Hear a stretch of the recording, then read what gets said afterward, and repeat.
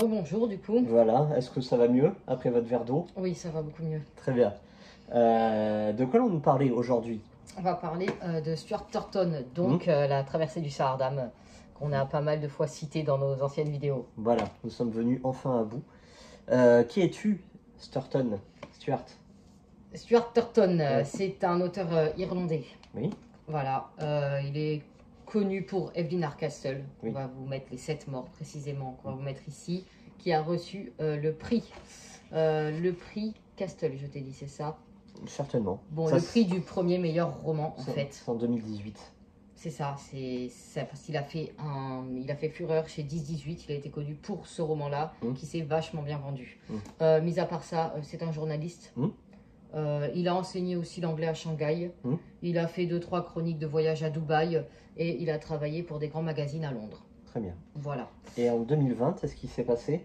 Eh ben, son deuxième roman, L'étrange traversée du Sahardam, de son nom original, The Devil and the Dark Water. Très bien, c'est exactement ça. Bravo. Voilà. Félicitations. Donc, que dire de Stuart? Nous, on l'a beaucoup aimé dans Evelyn, Oui. qui est un thriller puzzle. Puzzle thriller, alors c'est un thriller casse-tête, c'est-à-dire que l'auteur, au fil de l'intrigue, alors un thriller classique, normalement, c'est très difficile d'en venir à bout, de savoir qui est qui, parce qu'il y a des multiples fausses pistes, des rebondissements, etc., etc. Dans le puzzle thriller, au contraire, on invite le lecteur à résoudre le mystère en lui donnant, en saupoudrant l'histoire d'indices. Donc si vous êtes aux aguets et très perspicace, vous pouvez tenter de résoudre l'énigme en même temps que le personnage principal dans l'histoire. C'est ça. À savoir que moi, j'étais Evelyn Hardcastle, bon, j'étais complètement largué. Début très difficile, assez lourd, assez étouffant. Mais arrivé à 500e page, il en fait 700. Ça a été une claque, une révélation. Et vraiment, moi, je le conseille à tout le monde. Est-ce que tu le conseilles ou... Ah, évidemment, moi, Evelyn, ça a été un coup de cœur. Très bien. Direct. Dès le début, j'ai pas trouvé ça long et difficile comme toi. J'ai adoré dès le début. Très bien. Voilà. Est-ce que tu peux nous faire le pitch? Le pitch du Sahardam. Alors là, à savoir qu'on est en 1634. On est très très loin et ça, c'est généralement les dates anciennes comme ça, moi, j'aime pas. Ah, déjà, ça commence mal. Voilà, Oui. c'est bien pour ça que je l'ai toujours pas fini. D'ailleurs, j'ai pas vraiment réussi à rentrer dedans. Donc là, on va suivre la traversée donc du Sahardam, qui est un bateau très ancien, hein, du coup. Juste une petite précision. Oui. Le Sahardam, c'est un Indian ship. C'est un bateau qui part d'Europe pour rejoindre un comptoir dans les Indes pour le commerce des épices. Une cargaison. Voilà. C'est ça. Donc en gros, à cette époque, il y avait une chance sur deux pour que le bateau coule. Voilà. Ça. Entre les tempêtes, les pirates, il n'y avait pas de GPS, hein, donc les gens se perdaient. Voilà, ils mouraient de faim. Est-ce qu'ils avaient quand même une boussole? Arrivé à un moment, ils ont plus rien dans ce bouquin. Ils se renseignent grâce aux étoiles. Donc tu peux comprendre. Mais c'est surtout les maladies. Voilà. Il suffit qu'il y ait un rat qui monte dans le navire. Il y en a un, il se fait bouffer le doigt par un rat. Ils sont tous dans le mal, tu vois. Donc bon, voilà. Déjà de base, l'expédition commence mal. Voilà. Très bien. Oui. Très bien. Donc on reprend. Et qu'est-ce qui se passe dans ce Sahardam? C'est ça. Donc on va suivre principalement Samuel Pepys, qui est un policier, mais emprisonné.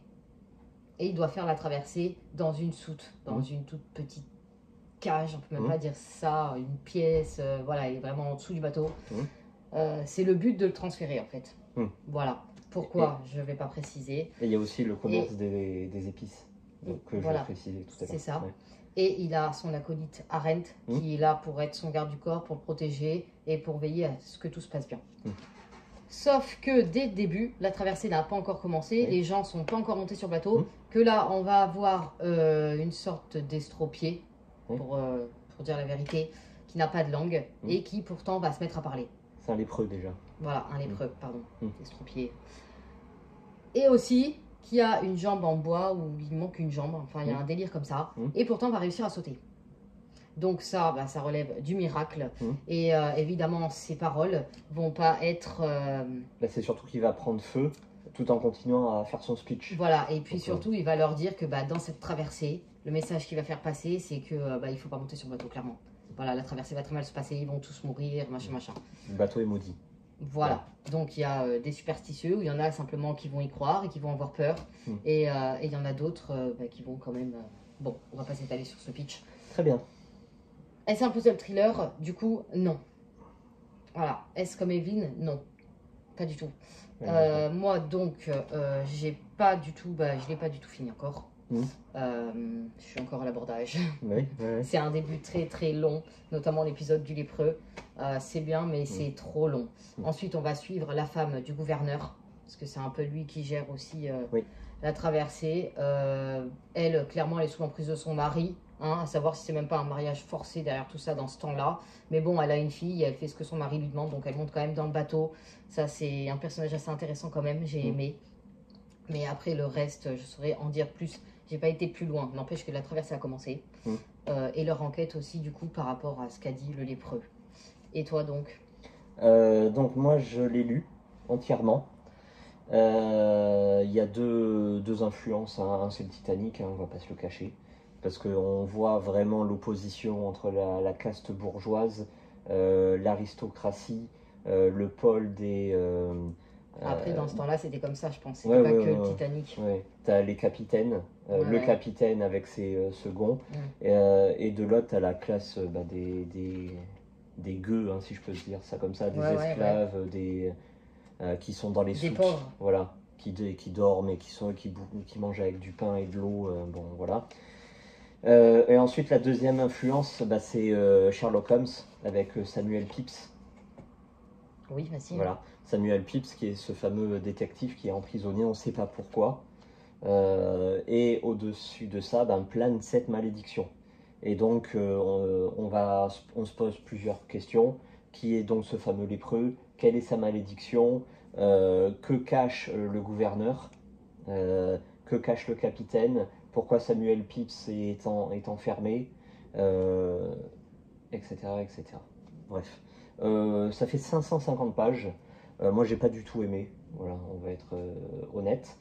Très bonne atmosphère, très bien écrit. Donc, on se prend au jeu, mais la fin est totalement ridicule. J'ai trouvé ça absolument ridicule. Déjà, on sait. Voilà, on sait, désolé. Tu l'as deviné? Oui. Pourtant, comme je le répète, moi je suis pas très doué pour résoudre les histoires avant la fin, mais là c'est tellement évident. Voilà. Un mobile totalement ridicule, pas crédible, et surtout, à la limite, tu fais quelque chose de totalement farfelu, de totalement fou. Ok, mais si ça explose dans tous les sens, si c'est divertissant à fond, tu dis bon, ok, allez. On peut comprendre. Là, c'est ni intéressant, ni intelligent, ni divertissant, ni rythmé. La fin est totalement nulle. Et ça, je suis allé voir sur Babelio les avis. La moitié, c'est du 1 étoile sur 5. D'accord. Voilà. Bon, et pourtant, sur Babelio, on note plutôt positif. Et là, en fait, ce qui s'est passé, c'est que tout le monde attendait un Evelyn Hardcastle. Et il n'y a pas l'atmosphère, il n'y a pas l'intelligence, il n'y a pas la fin, il n'y a pas le rebondissement qui met des claques. Il y a une déception totale. Très bien. Bon, je vais quand même finir de le lire. Oui. Quand l'envie me prendra d'être là-dedans, parce que comme tu dis, c'est une atmosphère spéciale, il faut vraiment y être. Et comme tu dis si bien, le début est à l'image de tout, ça veut dire que c'est lent. Les choses mettent beaucoup de temps avant de se mettre en place. Ouais. Moi, j'ai été perdu au début, je pensais qu'ils étaient déjà dans le bateau. Et puis après, je t'ai dit, ça veut dire quoi ce mot-là? Et en fait, ils n'étaient pas du tout dans le bateau. Parce que du port, ils prennent des petits canoës, les canoës l'amènent au... Pour aller, c'est assez compliqué, il y a quand même des mots d'antan, si je peux me permettre. Bon, ça a fait le vocabulaire, mais bon, on ne les utilise plus vraiment aujourd'hui. Voilà. C'est tout bon? C'est tout bon, tu le conseilles pas donc? Non, je le conseille pas. Voilà. Moi, on conseille toujours Evelyn. C'est vraiment à découvrir et ça reste quand même un auteur qu'on reconnaît. Merci beaucoup. Merci. À bientôt.